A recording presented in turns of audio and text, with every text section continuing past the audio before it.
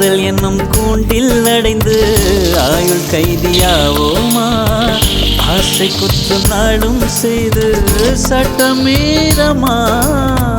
லட்சம் மின்னல் தோன்றும் காட்சி உன்னில் காண்கிறேன்.